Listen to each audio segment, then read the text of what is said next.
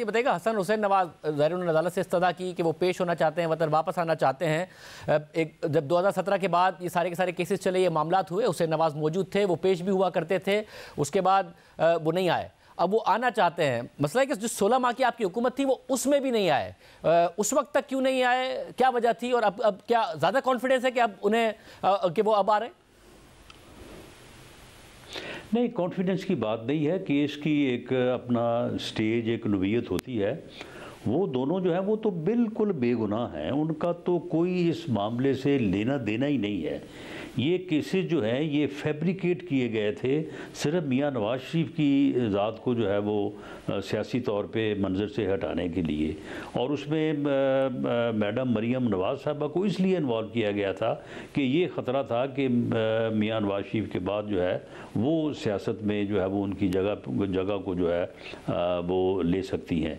तो उन दोनों को जो है वो इसलिए जो है वो उन केसेस में जो है वो सज़ा दी गई, और साथ ही इन दोनों भाइयों को, हसन और हुसैन नवाज साहब को जो है वो मुलव्वस किया गया।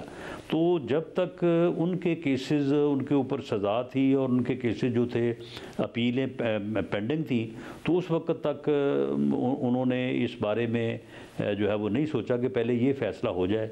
तो अब क्योंकि उन केसेस में दोनों मियां नवाज शरीफ साहब भी और मरीम नवाज शरीफ साहबा भी है, बल्कि कैप्टन सफदर भी, वो जो है वो बरी हो चुके हैं। तो अब तो इनके ख़िलाफ़ जो एलिगेशन है उनका कोई वक़्त ही नहीं है। तो इसलिए अब तो उनका आना और आगे अदालत में पेश होना, मैं समझता हूँ कि एक ज़ाब्ते की कार्रवाई है, और इंशाअल्लाह ताला वो इसमें जो है वो सुरखरू होंगे। वैसे अगर ज़ाहिर जो कुछ हुआ, जिस तरीके से एक GIT बनी, जिस तरीके से मॉनिटरिंग जज साहब लगे, ये सारे के सारे मामलात हुए, वो तो नज़र आया कि फेयर ट्रायल नहीं हुआ। और अब यही एतराज़ तहरीक इंसाफ का है, और हसन हुसैन नवाज साहब वापस आ रहे हैं, नवाज शरीफ साहब बरी हो चुके, ताहयात नाअहली ख़त्म हो चुकी, मरीम नवाज साहब पंजाब की वज़ीर आला लग चुकी। मतलब मगर ये साइकिल दोबारा चलेगा और आप लोग फिर रिसीविंग एंड पर होंगे, ये कितने अरसे की कहानी होगी? नहीं, देखें, ये साइकिल दोबारा चलेगा तो ये पहले क्यों चला था? हम तो इसका जवाब या ये सवाल उठाने के हकदार हैं ना। क्या हमारे ऊपर जब ये सर्कल चला था तो ये चलाने वाले तो यही साहब थे ना। इमरान खान ही इस सर्कल को जो है वो हमारे ख़िलाफ़ चलवाने का जो है वो मूजब और वजह थे।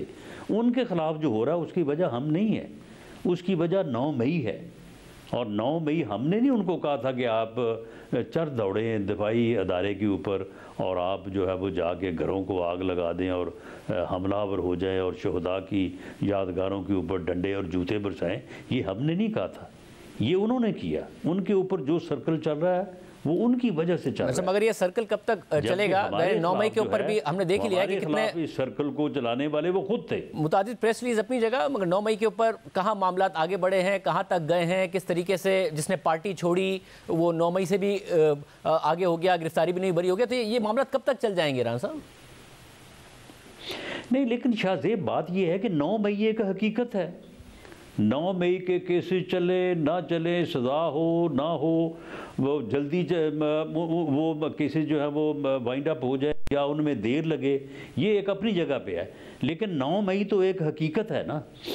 जबकि हमारे ख़िलाफ़ यानी जो है वो मियां नवाज शरीफ के मुकदमे से लेके मेरे तक हर चीज़ जो है वो फैब्रिकेटेड थी, हर चीज़ जो है वो प्लांट की गई थी, और करने वाला इमरान खान खुद था। खुद बैठ के वो प्रेस कॉन्फ्रेंस करवाता था, तैयारी करवाता था, खुद बैठ के वो थैला तैयार किया उसने हीरोइन का 15 किलो का कि जाके डालो उसकी गाड़ी में। तो ये सारा कुछ करने वाला वो खुद था। जबकि 9 मई जो है वो भी उसने खुद किया है। उसका अगर उसके ख़िलाफ़ कोई कार्रवाई हो रही है उसका ज़िम्मेदार वो है, जबकि हमारे ख़िलाफ़ जो ये सर्कल चल रहा था उसका भी ज़िम्मेदार वही था।